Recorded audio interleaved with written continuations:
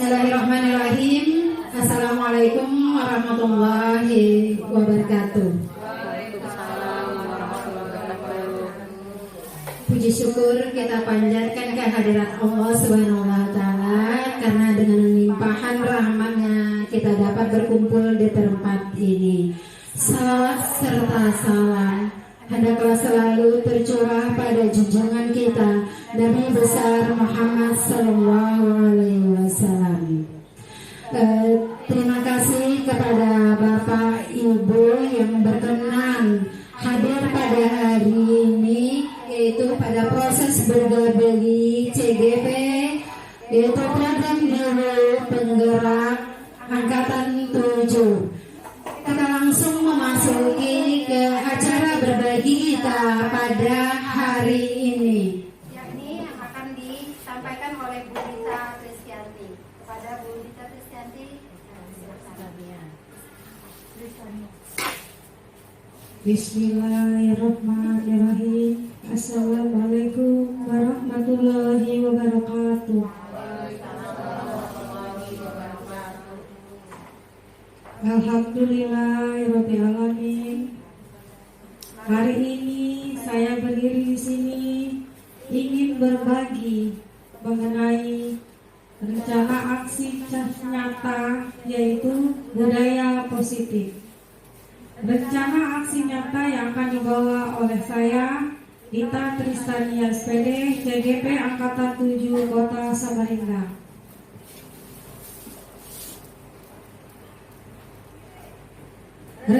Rancangan tindakan untuk aksi nyata.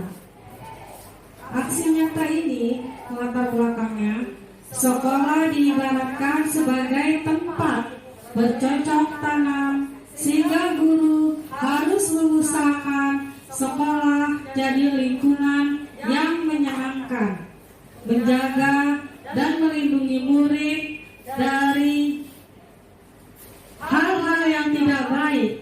Dengan demikian, karakter murid dapat tumbuh dengan baik dan mampu menerima dan menyerap suatu pembelajaran bila lingkungan di sekelilingnya terasa aman dan nyaman. Selama seseorang merasakan tekanan-tekanan dari lingkungannya, maka proses pembelajaran akan sulit terjadi.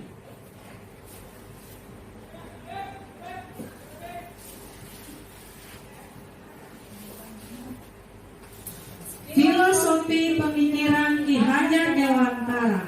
Ki Hajar Dewantara mengemukakan pendidikan adalah menuntun segala kekuatan kodrat yang ada pada anak, alam dan kodrat, agar mereka dapat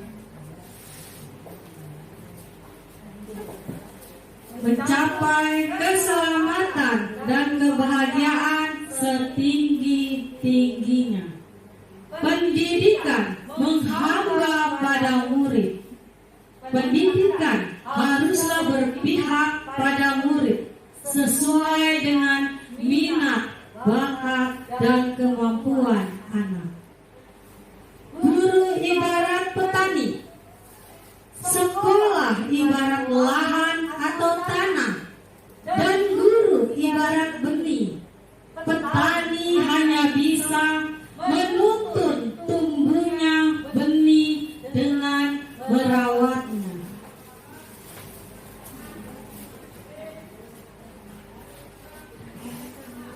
Dari pernyataan tadi, Ki Hajar Dewantara, maka seorang guru harus mempunyai nilai dan menjalankan perannya agar mampu menuntun tumbuh kembangnya murid melalui pengajaran yang berpusat pada murid.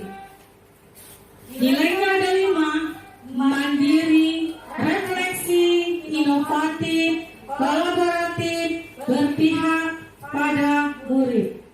Peran guru menjadi pemimpin pembelajaran, menjadi coach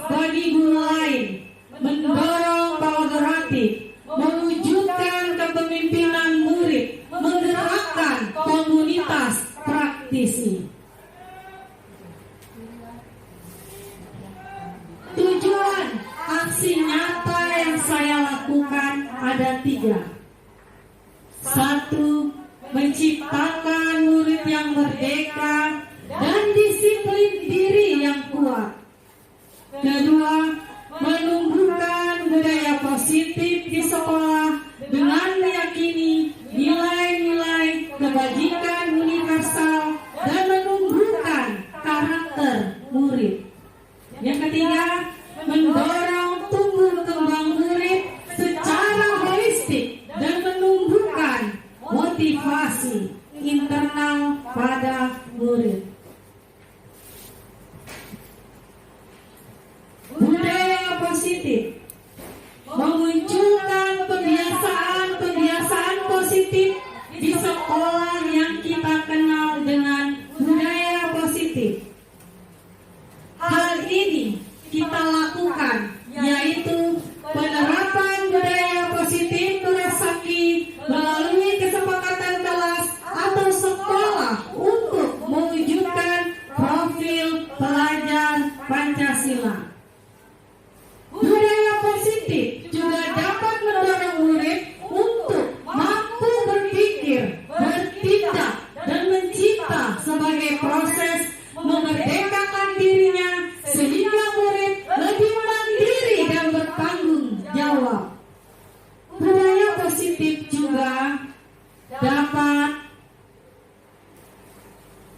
mendorong murid untuk mampu berpikir, bertindak, dan mencipta sebagai proses memerdekakan dirinya sehingga murid lebih mandiri dan bertanggung jawab.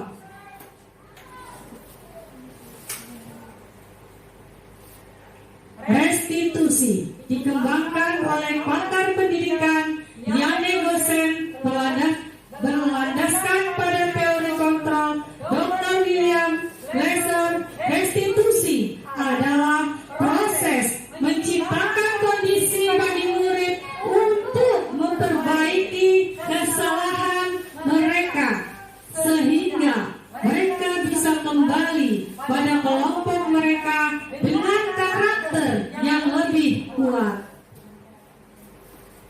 Restitusi memiliki tujuan disiplin positif dan memulihkan dirinya, bukan perilaku untuk menyenangkan orang lain atau menghindari ketidaknyamanan. Inisiatif sendiri menghargai dan melakukan nilai-nilai kebajikan.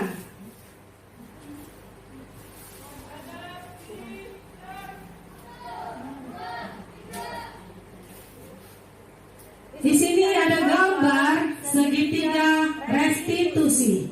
Segitiga restitusi adalah suatu proses dialog yang dijalankan oleh guru atau orang tua agar dapat menghasilkan murid yang mandiri dan bertanggung jawab.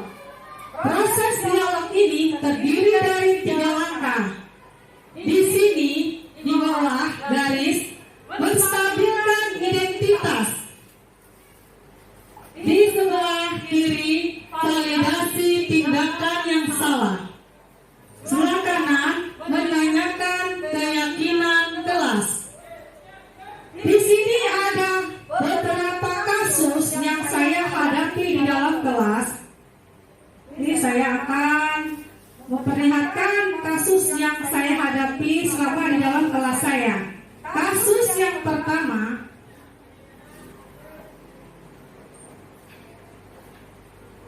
ketika siswa kelas 4, yaitu siswa saya yang bernama Sahar, sedang mengerjakan soal ulangan semester 1, saya melihat ada salah satu siswa saya yang menyontek. Dalam kesepakatan kelas 4, ada salah satu nilai kebajikan yang telah disepakati dan diyakini di kelas, yaitu jujur. Ini artinya bahwa semua warga kelas sepakat dan meyakini bahwa kita harus jujur dalam menjalankan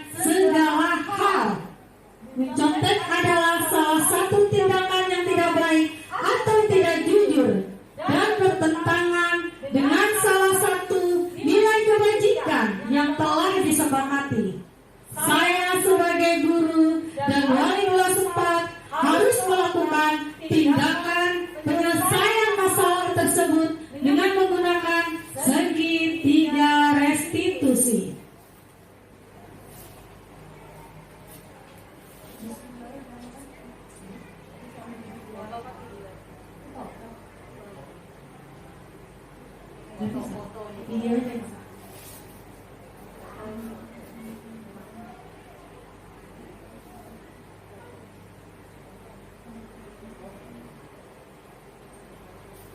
Ada suaranya?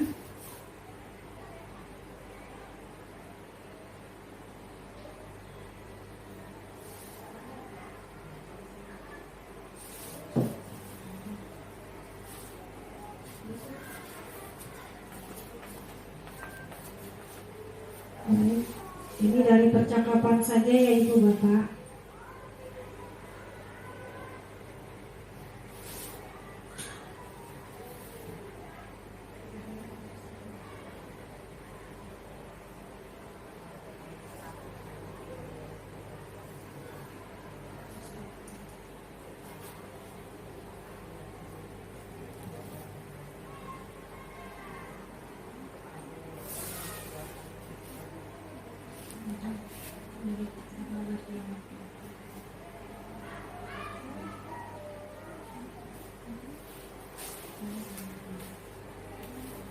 Karena video, mohon maaf karena videonya nggak muncul, jadi saya bikin suatu skenario dialog yang akan saya lakukan meskipun tanpa video.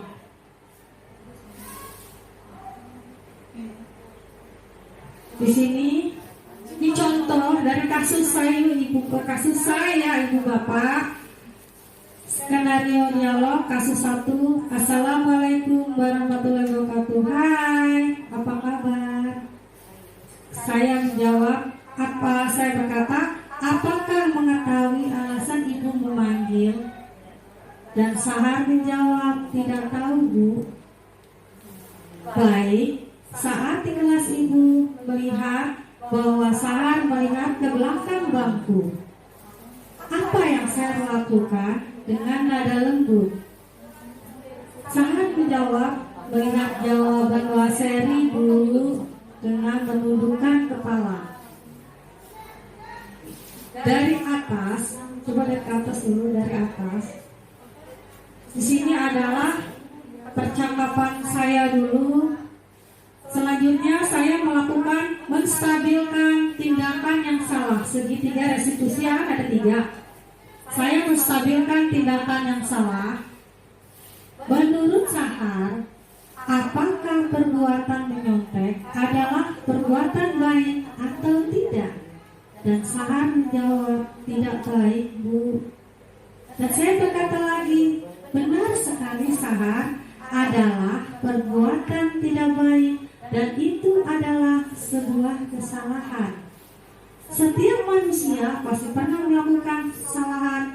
Demikian ibu juga pernah melakukannya. Mengapa ibu memanggil? Ibu ingin kita sama-sama belajar mengatasi masalah yang Sahar alami, yaitu menyontek. Iya Bu. Selanjutnya, validasi tindakan yang salah. Mengapa Sahar melakukan perbuatan menyontek? Sahar menjawab, saya tidak belajar semalam Bu. Mengapa tidak belajar semalam? Saya jalan-jalan dengan keluarga Bu. Dan saya berkata lagi, hanya karena jalan-jalan bersama keluarga, Sahar tidak belajar. Makanya Sahar kesulitan mengerjakan soal sehingga menyontek teman.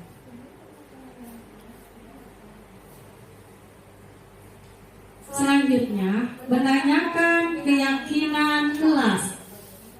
Apakah masih ingat mengenai keyakinan kelas yang pernah kita bahas saat awal pembelajaran? Masih Bu. Bisa ceritakan nggak salah satu keyakinan kelas yang pernah kita bahas bersama saat awal pembelajaran. Sahar berkata, jujur. Dengan lantang dia berkata, penting tidak jujur itu? Sahar mengatakan, penting sekali Bu. Baik. Tidak jujur itu? Baik Bu. Penting nggak? Penting Bu. Oke, nah sekarang apa kira-kira yang akan kita lakukan agar Sahar tidak menyontek lagi? Karena menyontek itu perbuatan yang tidak baik dan tidak jujur. Sahar mengatakan, mengerjakan sebisanya Bu. Selain itu, berdoa kepada Allah dan berjanji belajar dengan giat. Yakin bisa? Bisa! Dengan nada tinggi dan semangat Sahar berkata. Sekarang sudah tahu apa yang Sahar lakukan? Sudah Bu. Kapan kita akan memulai apa yang Sahar katakan barusan? Hari ini Bu. Baik. Mulai hari ini Sahar akan berusaha menjadi pribadi yang lebih baik dengan belajar, berdoa, dan mengerjakan sebisanya. Mudah-mudahan Sahar menjadi pribadi yang jujur, menjadi kebanggaan orang tua dan anak yang soleh. Amin. Lalu kita tos kompak. Kan videonya nggak muncul ya. Untuk kasus kedua,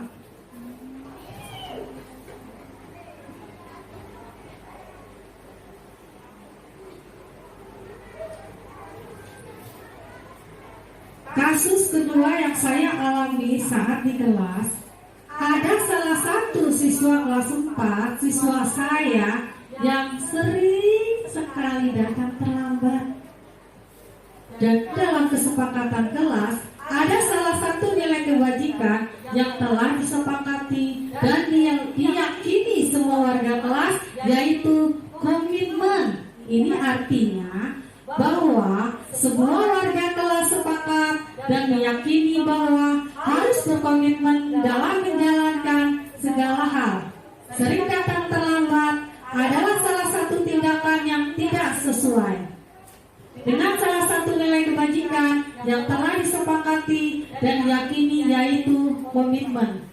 Saya sebagai guru dan wali kelas 4 harus melakukan tindakan penyelesaian masalah tersebut dengan menggunakan segitiga restitusi. Karena videonya tidak bisa muncul, jadi saya melakukan skenario dialog lagi ya Bu. Kasus yang kedua. Assalamualaikum warahmatullahi wabarakatuh. Hai, apa kabar? Saya berkata, apakah mengetahui alasan ibu memanggil? Tidak tahu Bu. Hari ini Cynthia berangkat dari rumah jam berapa? Jam 12 Bu. Cynthia, apakah mengetahui jam berapa kita masuk sekolah? Tahu Bu. Jam berapa kita masuk? Jam 12 Bu, sambil menundukkan kepala. Cynthia, masuk kelas hari ini termasuk terlambat atau tidak? Dan Cynthia menjawab, terlambat Bu. Di sini saya menstabilkan tindakan yang salah. Apakah terlambat itu perbuatan baik atau tidak baik? Cynthia menjawab, tidak baik Bu. Guru, benar sekali Sinta. Adalah perbuatan tidak baik dan itu adalah sebuah kesalahan. Setiap manusia pasti pernah melakukan kesalahan. Demikian ibu juga pernah melakukan. Mengapa ibu memanggil? Ibu ingin kita sama-sama belajar mengatasi masalah yang Cynthia alami, yaitu datang terlambat. Iya Bu. Validasi tindakan yang salah. Saya berkata, mengapa Cynthia suka datang terlambat masuk kelas? Cynthia menjawab, saya semalam bergadang dan tidur pagi. Mengapa bergadang dan suka tidur pagi? saya main HP, nonton TV, dan paginya saya ngantuk, Bu. Hanya karena main HP, nonton televisi, dan paginya ngantuk, lalu datang lambat masuk sekolah. Dan saya menanyakan keyakinan kelas. Apakah masih ingat mengenai keyakinan kelas yang pernah kita bahas saat awal pembelajaran? Cynthia mengatakan, masih, Bu. Bisa ceritakan nggak salah satu keyakinan kelas yang pernah kita bahas bersama saat awal pembelajaran? Cynthia mengatakan, berkomitmen. Apa itu berkomitmen? Menjalankan kewajiban yang kita sepakati bersama. Apakah komitmen itu penting? Penting, Bu. Bagaimana caranya supaya Cynthia tidak datang terlambat lagi masuk ke sekolah? Tidak bergadang lagi, supaya pagi tidak tidur dan datang ke sekolah tepat waktu. Sekarang Cynthia udah tahu apa yang dilakukan. Semoga Cynthia menjadi anak yang berkomitmen dan menjadi anak yang lebih baik. Amin. Jadi saya sama Cynthia itu tos kompak, Bu. Nah, di sini saya lanjutkan. Posisi kontrol seorang guru. Posisi kontrol seorang guru itu ada 5. Pertama, sebagai penghukum. Kedua, membuat rasa bersalah. Ketiga, teman. Keempat, memantau. Kelima, manajer. Dari posisi kontrol, dan saya akui saya sebagai penghukum. Dan saya sangat mengakui bahwa diri saya ini sebagai penghukum. Berkat pelatihan guru penggerak, dan saya menyadari bahwa hal itu sangat salah sekali. Dan saya akui tidak ada manusia yang sempurna, ya Ibu Bapak. Di sini saya juga belajar, kita sama-sama belajar. Lanjut. Posisi kontrol seorang guru. Dari kelima posisi kontrol, maka posisi kontrol manajerlah yang sebaiknya diambil seorang guru. Karena sebagai manajer guru, berbuat sesuatu bersama murid, mempersilahkan murid bertanggung jawab atas perilakunya dan mendukung murid agar dapat menemukan solusi atas permasalahannya sendiri. Posisi manajer mengacu pada restitusi yang dapat menjadikan murid sebagai manajer bagi dirinya sendiri, sehingga tercipta identitas positif pada diri murid. Perihal posisi kontrol seorang guru, saya ingin bertanya kepada Ibu Bapak, posisi kontrol seorang guru yang Ibu ambil di dalam kelas, Ibu Sartipa, posisi kontrol seorang guru. Saya kalau mau dibilang penghukum ya juga, tapi lebih kalau manajer ini kan sudah termasuk pemantau juga, termasuk teman juga ya. Jadi kalau saya bila anak itu bersalah, membuat kesalahan, mungkin lebih ke apa yang memberi jalan itu mungkin marah, memberi peringatan seperti itu. Kecuali mungkin ada kesalahan yang sudah terlalu berat, mungkin hukuman itu ada ya, tapi enggak terlalu berat. Hukumannya itu ibaratnya untuk memberi pembelajaran lah, seperti misalkan dia mengerjakan PR, nanti bukan disuruh berdiri apa-apa, tapi disuruh menulis simbol seperti itu. Kasih Ibu Sartipa, aplaus dong buat Ibu Sartipa, semangat. Terima kasih atas kejujuran Ibu, dan saya juga jujur Bu sebagai penghukum. Baik, saya ingin bertanya kepada Ibu Bapak Hafsah, Dari 5 posisi kontrol seorang guru yang mana Bapak terapkan di dalam kelas? Silakan Pak. Terima kasih atas diberikan. Jadi selama saya mengajar di kelas, biasanya saya menggunakan sistem memantau, artinya melihat. Tapi ketika mereka sudah melakukan aktivitas yang di luar belajar, Bapak cuma menulis langkah menegur saja, memberi peringatan saja, seperti itu. Ya, terima kasih. Terima kasih atas kejujurannya Pak Ramsa. Jadi di sini Ibu Saptipa hampir meliputi semua. Bisa dibilang mantau iya, bisa jadi pengajar iya, penghukum juga iya, teman juga iya, dan Pak Ramsa sebagai pemantau ya Pak. Baik, terima kasih Bapak Ibu atas kerjasamanya. Kita lanjut.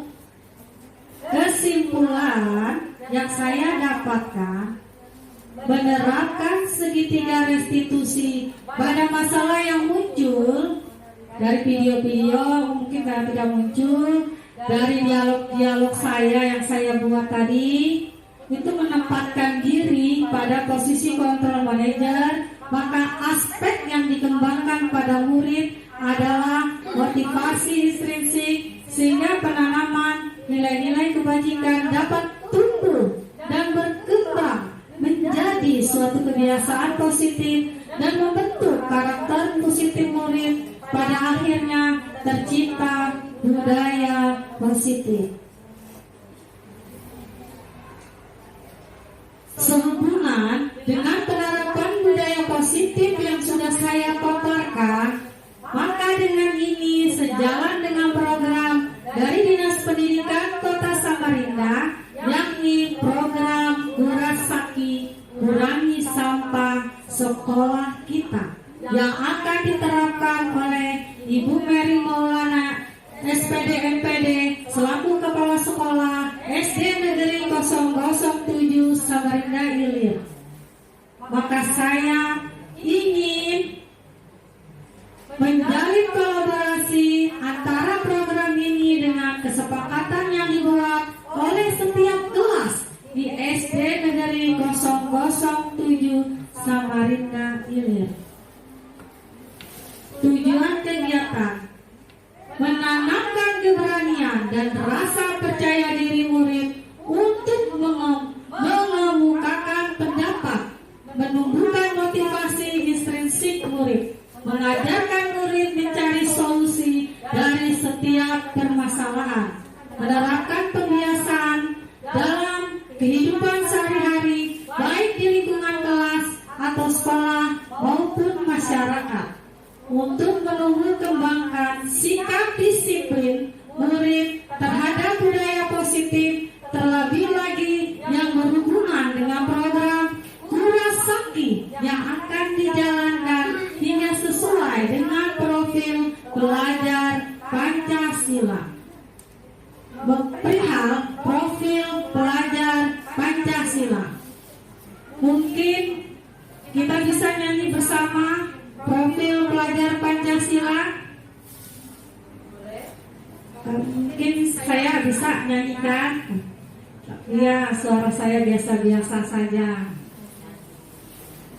Belajar Pancasila, beriman dan bertakwa pada Tuhan yang Esa dan berakhlak mulia, berkebinekaan global, gotong royong mandiri, kreatif dan bernalar kritis.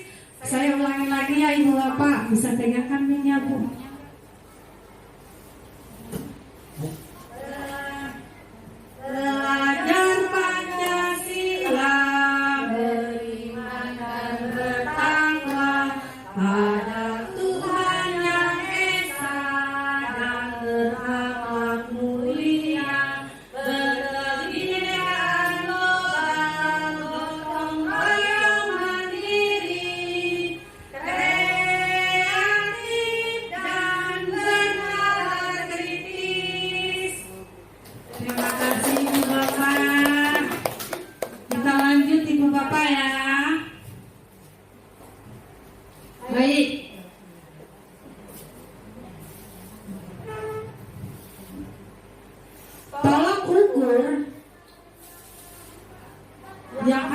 saya lakukan, terbentuknya keyakinan kelas melalui kegiatan kesepakatan kelas yang dilakukan wali kelas dan siswa. Siswa mampu menerapkan dan menjalankan keyakinan kelas yang telah dibuat. Terbentuknya disiplin positif yang muncul dari motivasi internal yang dapat diukur dengan semakin dikitnya pelanggaran yang dilakukan oleh murid. Terima kasih, Indonesia maju. Baik, Ibu Bapak.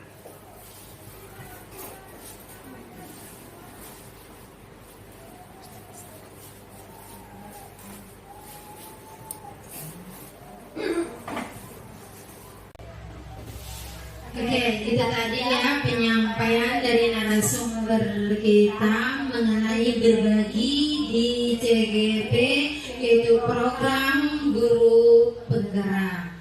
Nah, kepada teman-teman Bapak Ibu guru, mungkin ada yang ingin ditanyakan berhubungan dengan hal-hal yang tadi disampaikan oleh Ibu Dita. Dan kami persilakan.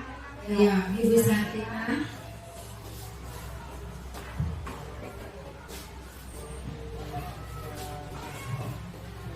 Assalamualaikum warahmatullahi wabarakatuh.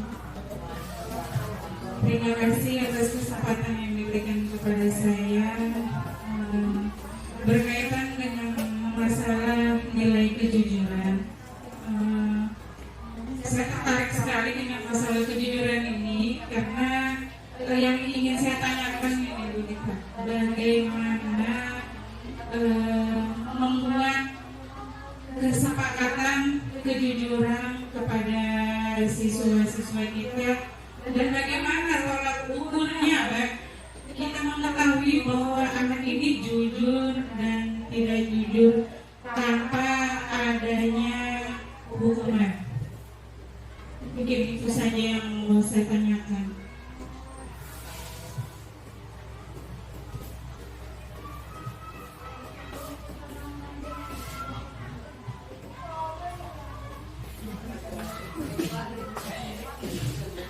Oke, apakah mau langsung dijawab atau kita lanjut mungkin ada pertanyaan selanjutnya? Langsung dijawab dulu aja ya. Oke, silakan Bu Dita. Saya ulang pertanyaannya Bu Dita ya. Pertanyaan yang ditanyakan oleh Ibu Sartika yang saya simak adalah bagaimana membuat kesepakatan yang berhubungan dengan kejujuran pada siswa dan tolak ukurnya. Ya, mungkin itu Bu Dita. Baik, terima kasih kepada Ibu Sartika. Insya Allah saya akan mencoba semampu saya untuk menjawab. Jika ada kesalahan, mohon maaf dan tolong diperbaiki. Baik, cara saya membuat kesepakatan kelas di awal pembelajaran, Bu. Jadi saya membawa kertas yang penuh tempelan, ada kertas warna-warni yang tempelan itu, Bu, buat ditempel di tembok. Jadi begini, Bu, sebelum itu dimulai, saya mengatakan, Ibu ingin membuat kesepakatan apa yang kalian inginkan di kelas ini, dan saya bagikan, Bu, kertas itu dan anak-anak menulis. Dan dari kesepakatan kelas itu, anak itu ada yang menjawab jujur, ada yang menjawab bersih, buang sampah di tempatnya, tidak datang terlambat, berkomitmen, dan lain-lain ya. Dan di sini pertanyaan Ibu mengenai jujur. Mengapa jujur itu saya terapkan di kelas saya? Karena hal itu yang anak inginkan. Dan mereka mengatakan kesepakatan kelas jujur. Dan saya ambil itu. Dari situ, bagaimana cara saya membuat, Bu? Dengan cara hal seperti itu. Karena saya tidak ingin anak-anak ini keterbatasan berpikir karena gurunya. Dan saya ingin anak-anak ini mengeluarkan ide kreatifnya, apapun itu, meskipun kalimatnya agak-agak salah, namun saya perbaiki. Dan saya selalu menekankan, jangan pernah mengatakan siswa salah, jangan Bu. Jangan pernah mengatakan anak itu salah. Kita tahu itu salah, tapi kita mengatakan bagusnya boleh nggak diperbaikin. Kan ada anak bikin kata-kata tuh amburadul ya, tapi tujuannya kita tahu gitu ya. Dan mengenai jujur, setelah saya mendapatkan kesepakatan kelas yaitu jujur di kelas, tolak ukur yang ibu katakan tadi, bagaimana saya menilai anak tadi. Tolak ukur yang saya lakukan ini menggunakan segitiga restitusi.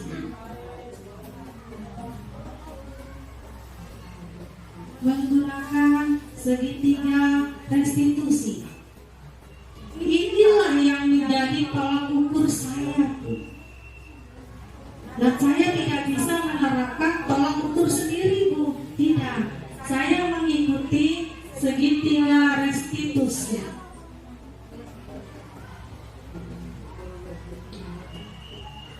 Saya melakukan komunikasi dialog tanpa menyudutkan, tanpa menyalahkan. Jadi saya bertanya dengan nada yang lembut dan berusaha supaya anak ini tidak takut. Kan ada tuh siswa saat kita tanya gak mau jawab, Dan saya pernah mengalami itu, Bu. Alhamdulillah, Bu, orang tua siswa di kelas saya berkat guru penggerak sampai ibunya tuh bilang, anak saya ini setiap saya tanya gak pernah mau ngomong. Semenjak ketemu Ibu Dita, dia ngomong.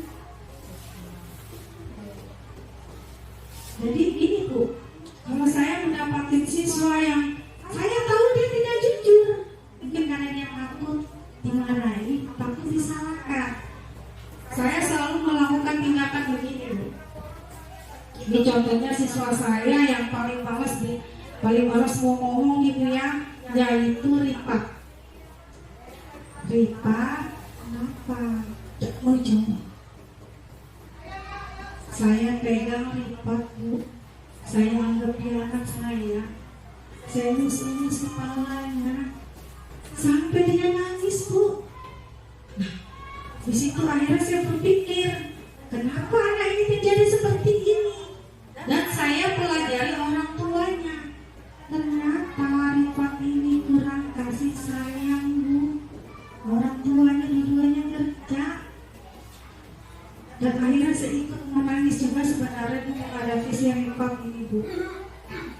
Dan di situ saya pegang, saya elus pundak belakangnya. Gak apa-apa, nak, ngomong aja. Jujur sama ibu, gak apa-apa. Ini udah marah. Terus kepalanya. Saya jujur, Bu, berkat guru penggerak, saya belajar. Saya tidak punya tujuan lain, tapi saya belajar untuk diri sendiri, Bu. Karena ini menyangkut dengan pekerjaan, menyangkut orang banyak. Di situ cara saya, Bu, dengan segitiga restitusi inilah yang membuat saya menjadi tolak ukur menilai siswa saya segala tindakan-tindakan yang telah salah, yang berbuat salah. Berkat segitiga restitusi, saya menjadi lebih baik menilai siswa. Saya akui, saya nggak tahu awalnya segitiga restitusinya apa sih. Begitu saya belajar, ternyata segitiga menstabilkan identitas, validasi tindakan yang salah,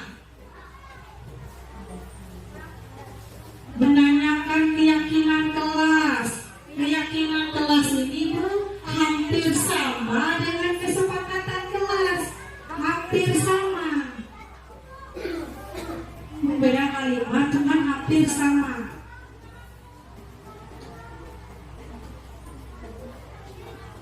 Satu yang saya dapatkan dari 3 restitusi ini, jangan pernah menyalahkan siswa.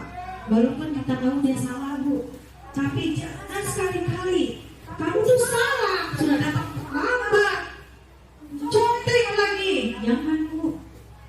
Tanyakan, bagus kan contek itu? Gak bagus, Bu, gak baik, Bu. Jawab sendiri, Bu. Jadi intinya adalah anak berbuat salah dan anak mengklarifikasi tindakannya sendiri tanpa perlu kita yang ngomel, Bu. Anak menjawab sendiri. Anak-anak ini sebenarnya pintar, Bu. Mereka itu anak-anak yang hebat. Tidak ada anak-anak yang bodoh. Mereka itu anak-anak yang hebat, Bu. Dan saya mengakui, Bu. Dan ini mungkin salah saya karena saya tidak mengerti. Saya tahunya masuk kelas, bagi ilmu, absen, menilai, selesai jam, pulang, selesai. Dan semenjak saya jadi guru penggerak dan saya mendapatkan berbagai ilmu dari setiap restitusi, inilah menjadi tolak ukur saya menilai kesepakatan kelas.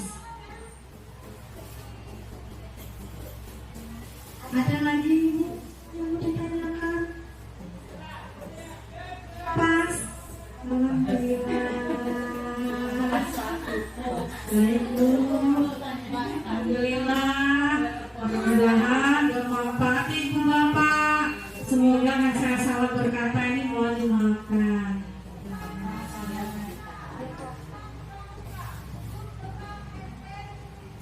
Selanjutnya mungkin ada teman-teman lain yang lagi ingin bertanya.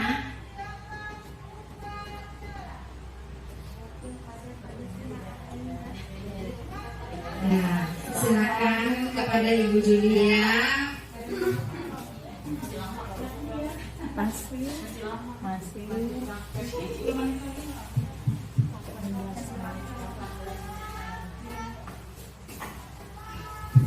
Terima kasih kepada Ibu Dita selaku narasumber dan Ibu Zeda Ulfa selaku moderator. Pertanyaan saya terkait dengan apa yang disampaikan oleh Ibu Dita, ya. Seperti yang kita ketahui, ya, khususnya saya pribadi melalui beberapa berita di media sosial, memang kalau saya lihat segitiga restitusi ini ikoniknya dari metode penyelesaian digunakan dalam program guru penggerak. Ada pertanyaan saya, apakah kira-kira segitiga restitusi ini bisa kita berikan kepada peserta didik di kelas kita seandainya peserta didik kita itu berkebutuhan khusus, ya? Kira-kira kalau memang bisa diterapkan kepada peserta didik yang berkebutuhan khusus tersebut, apa sih yang menjadi poin plusnya dari segitiga restitusi, sehingga Ibu Dita secara pribadi tadi sudah mengeluhkan bahwa segitiga restitusi ini adalah tolak ukur saya seperti itu. Apakah kira-kira yang membandingkan dengan metode lain sehingga segitiga restitusi ini yang patut idealnya digunakan dalam penerapan budaya positif ini? Itu saja mungkin pertanyaan dari saya. Terima kasih. Saya kembalikan kepada moderator. Cukup panjang ya pertanyaannya.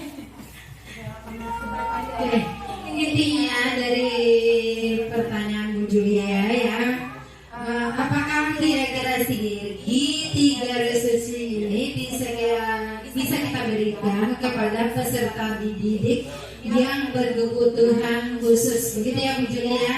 Kemudian bagaimana tolak ukurnya, kemudian idealnya, ya,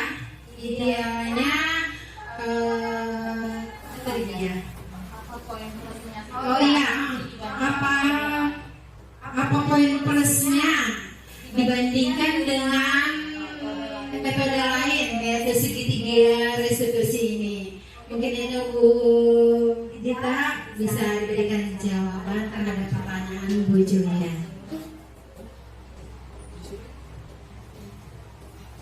Baik, bismillahirrahmanirrahim. Saya akan mencoba Bu Julia. Baik, kebetulan saya dulu pernah menjadi guru SLB, tapi bukan guru tetapku, hanya pengganti sepupu saya, Ibu Deti.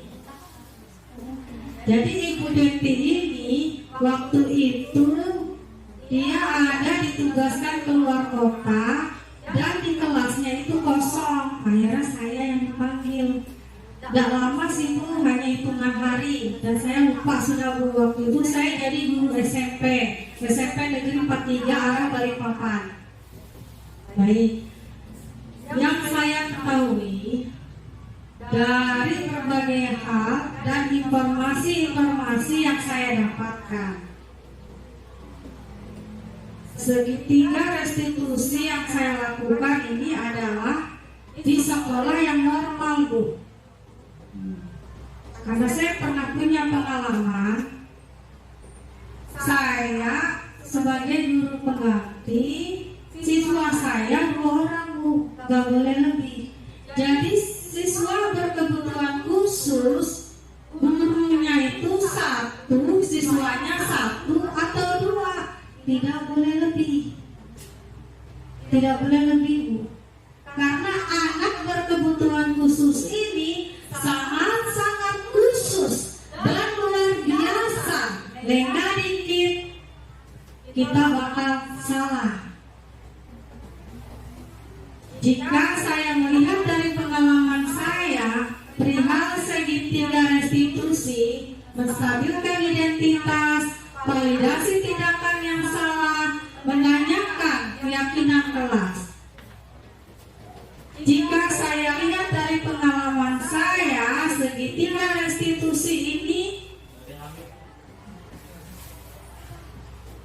bisa dibilang tidak bisa maksimal Bu, karena anak-anak berkebutuhan khusus ini kebanyakan tidak berdialog, tapi dengan gerakan-gerakannya Bu. Anak berkebutuhan khusus ini benar-benar luar biasa. Saya pernah Bu menangani. Jadi gini Bu, jika saya lihat menstabilkan identitas, mungkin bisa kita komunikasi dengan bahasa-bahasa syarat, dan jika dia ke arah validasi tindakan yang salah, menanyakan keyakinan kelas, tidak bisa Bu. Jujur Bu, tidak bisa. Saya lupa nama siswa ini, saking lamanya Bu ya. Saya pernah Bu, anak itu masuk di dalam rok saya. Jadi anak itu bilang apa? Saya mau main sama ini. Oh iya. Pernah lagi kepala saya dipantut dengan mainannya. Oh, aduh. Nah, sakit. Tangannya gini. Jadi anak ini jika menggunakan segitiga restitusi kurang efektif Bu bagi saya, karena pengalaman saya Bu ya. Karena saya hanya sebagai guru pengganti aja Bu, karena kakak sepupu saya Bu Deti ini dia lagi keluar kota waktu itu, dan saya jujur 1 hari itu Bu sakit semua badan saya, lari ke sana, lari ke sini.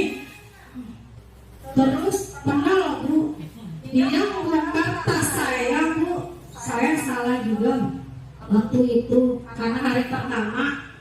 Dia ngambil gunting buku Bu, tanpa rasa bersalah. Dia bilang, luka anak siswa pahanya Bu. Kampungnya saya, benar Bu. Sangat luar biasa. 1 hari aja saya gantiin Bu, sakit semua badan saya, terkuras otak saya. Dilihat dari segitiga restitusi ini, wah kurang efektif, kurang maksimal. karena itu benar-benar sekali kita kasih tahu dengan bahasa bicara kita, tapi otaknya lain Bu. Nah, saya pernah alami itu.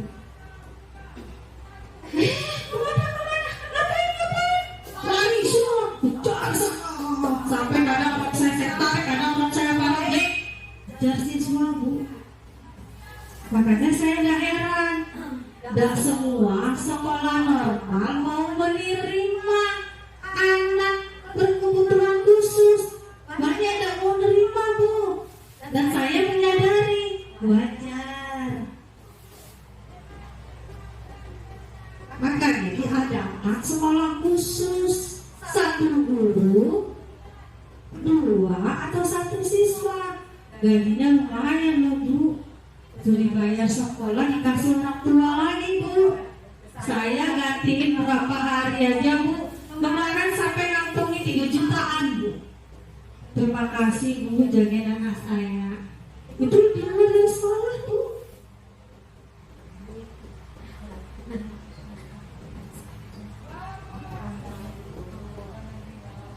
Menurut saya kurang efektif sekali. Mungkin di antara teman-teman apakah pernah mengalami siswa berkebutuhan khusus? Bu.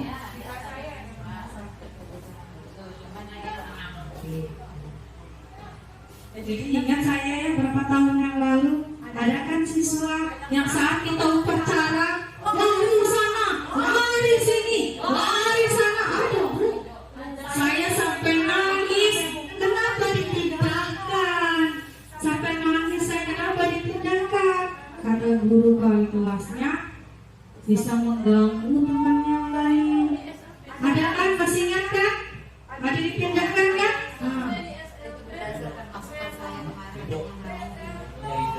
Sebenarnya ada kan? Apa guru ibunya? Sampai saya waktu saya di olahraga.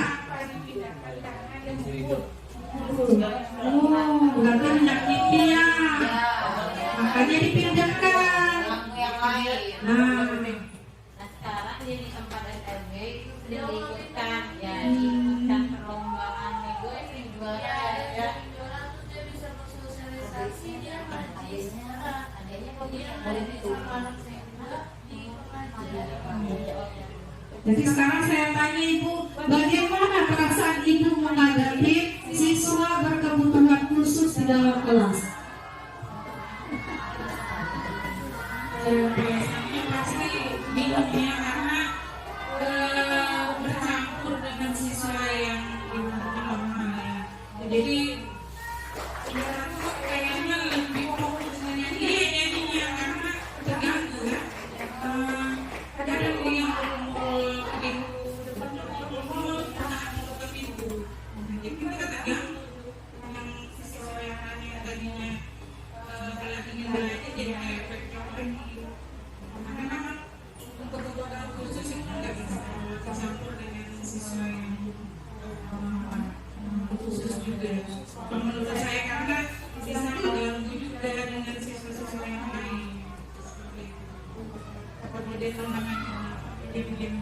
Karena itu siswa saya yang sesuai dapat lagi saya berkebutuhan khusus juga. Tapi kan ada masalah yang ganggu. Itu nggak masalah kalau itu.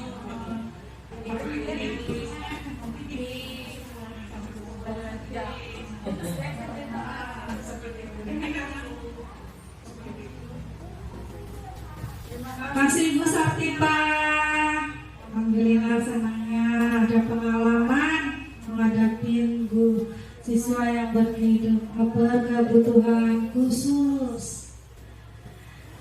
Bu Julia, apakah apa yang saya sampaikan ini cukup baik?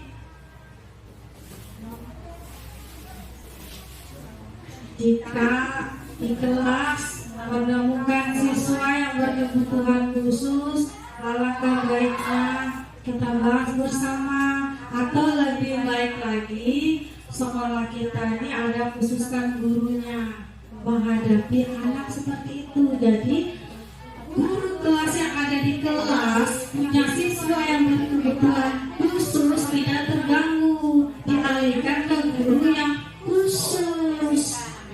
Ya kan Bu? Nah, bagusnya seperti itu. Ya itu kepala sekolah. Ya kan Bu? Nanti kalau seandainya nih Bu, kita menemukan di kelas ada anak yang berkebutuhan khusus, dipisahkan Bu, jadi tidak terganggu dengan anak-anak yang lain. Nah saya sendiri pernah menghadapi siswa ibu waktu itu yang sepatu saya Bu hilang. Mana sepatu ibu nih? Cari-cari. Saya tidak sadar Bu, dia keluar Bu, masuk dalam kolong. Sekalinya ditaruhnya di WC Bu. Aduh, ketawa-ketawa anaknya.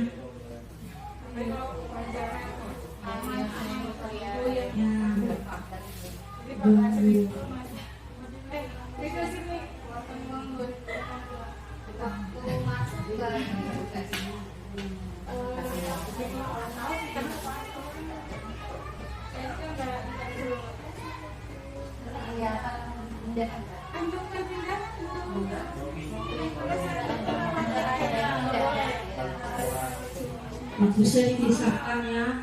Jadi di sekolah kita ini ada guru yang menangani anak-anak seperti itu, nggak harus banyak, beberapa Bu. Jadi kalau menemukan ada seperti itu bisa dipertemukan ya. Tapi saran saya sih berdasarkan dari segi dari institusinya Bu, kan memvalidasikan tindakan yang salah. Kita tidak bisa menindaki anak yang berkebutuhan khusus Bu, karena anak kita taunya main-main, tinggal kitanya lagi Bu sebagai guru.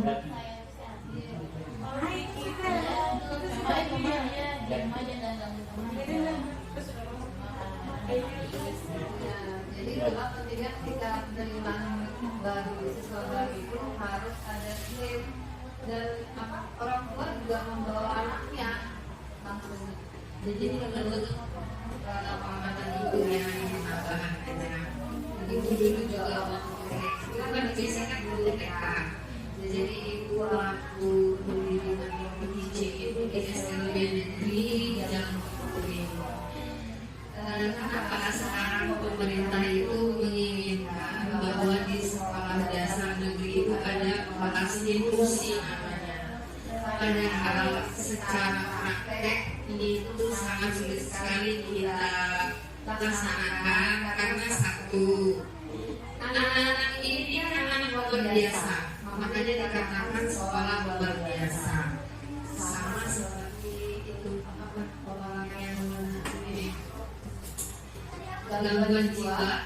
Jadi kalau dia merasa berbeda, mereka mengatakan tapi kalau dikumpulkan satu komunitas, mereka akan anak. Nah, jadi waktu itu pernah pemerintah ramai-ramai membuka kelas inklusi di sekolah dasar. Kalau nggak salah di Gilir ini 002 di belakang. Iya. Jadi dari dinas menunjuk beberapa kecamatan itu agar membuka sekolah inklusi. Namun pada prakteknya satu, kendala tadi tim pengajar. Guru sekolah dasar tidak memiliki kompetensi seperti guru sekolah luar biasa. Yang kedua, lingkungan yang ada ini mengakibatkan anak yang mempunyai pendidikan luar biasa atau berkebutuhan khusus itu menjadi merasa dibully oleh teman yang lain. Itu dampak negatifnya. Karena tetangga ibu itu kan sekolah anak yang mengalami kebutuhan khusus. Jadi minta arahkan waktu itu ke Gilir, itu ibu yang 07. Sangat sedikit sekali ibu memasukkan anak itu ke 07. Akhirnya dari pakar polisi sampai Pak Bulis ke Gilir. Nah, jadi di situ ibu berkesimpulan bahwa sekolah-sekolah yang ditunjuk oleh dinas sebagai sekolah inklusi itu pada dasarnya juga tidak memenuhi karena tidak memiliki tadi guru yang berkompetensi, lingkungan yang baik untuk anak yang berkebutuhan khusus tersebut. Dan pelaksanaan tadi kan menambahkan kata Budita bahwa tidak dapat dilaksanakan restitusi, benar seperti itu, yang akhirnya nanti membuat kondisi belajar mengajar di kelas kita itu menjadi timpang, memperhatikan yang berkebutuhan khusus, yang umum pun kadang nanti ikut juga jadi berkebutuhan khusus. Itu kesulitannya. Tapi sepertinya program ini dievaluasi lagi dengan dinas, karena mereka sempat pakai semua. Nah, sekarang karena memang berdasarkan agak bisa dicoba seperti itu. Mereka anak yang luar biasa berkebutuhan khusus dan pendidikannya ada sekolah luar biasa seperti itu.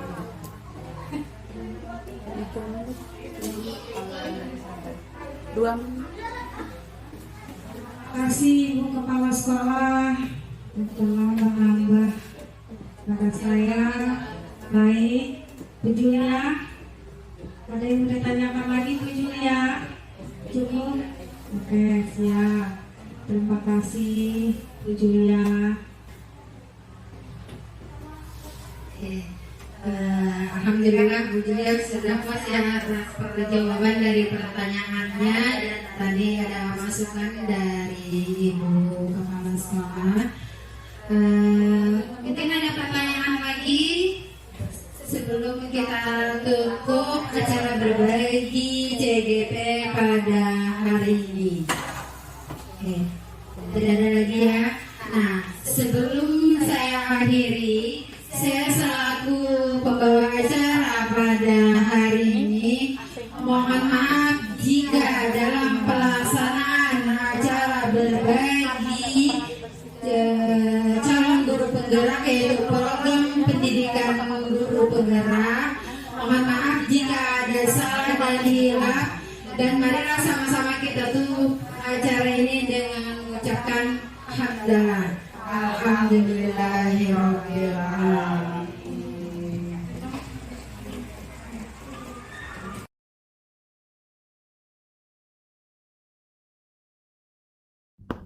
Assalamualaikum warahmatullahi wabarakatuh. Perkenalkan, nama saya adalah Julia. Saat ini saya adalah rekan sejawat dari Ibu Dita Tristania, yang mana beliau adalah calon guru penggerak angkatan ke-7 Kota Samarinda. Saat ini kami sedang bersama-sama bertugas sebagai guru kelas di instansi SD Negeri 007 Samarinda Ilir.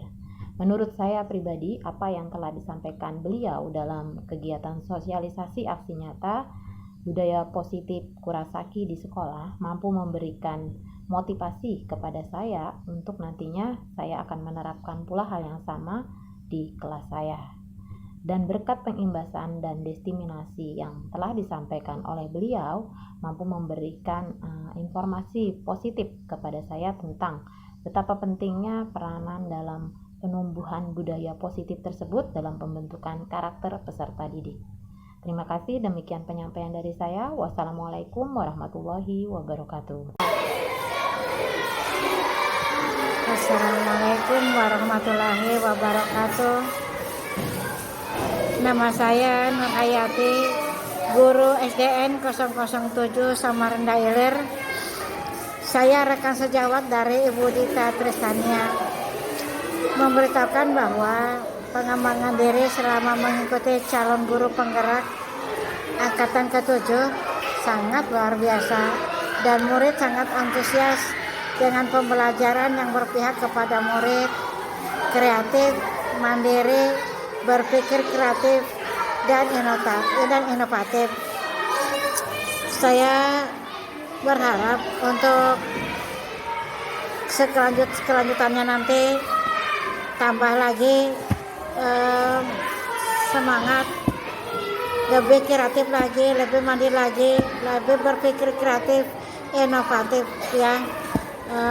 Semoga bisa membawa nama baik sekolah SDN 007 Samarinda Ilir dan juga bisa menjadikan murid-murid SDN 007 Samanda Ilir menjadi lebih kreatif, lebih hebat lagi, lebih bagus berpikirnya, kreatif dalam berpikir, kritis, inovatif.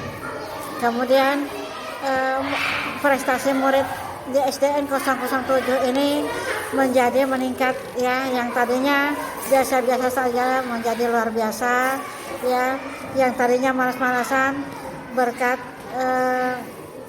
bimbingan dari teman saya Ibu Dita Tristania, maka murid-muridnya menjadi hebat dalam mengembangkan diri sebagai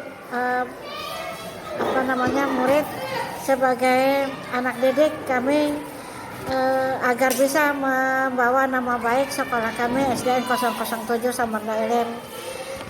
Demikian pandangan saya kepada teman saya Ibu Dita Tristania. Assalamualaikum warahmatullahi wabarakatuh. Calon guru penggerak Angkatan 7 Kota Samarinda yang merupakan perwakilan dari SD Negeri 007 Samarinda Ilir. Menurut saya apa yang dipaparkan oleh Ibu Dita mengenai budaya positif Kurasaki sudah sangat bagus dan akan saya coba terapkan di kelas saya nantinya, dan berkat destinasi dan pengimbasan yang telah disampaikan oleh Ibu Dita akan saya sampaikan juga di kelas saya nanti. Demikian pemaparan dari saya akhiri. Wassalamualaikum warahmatullahi wabarakatuh.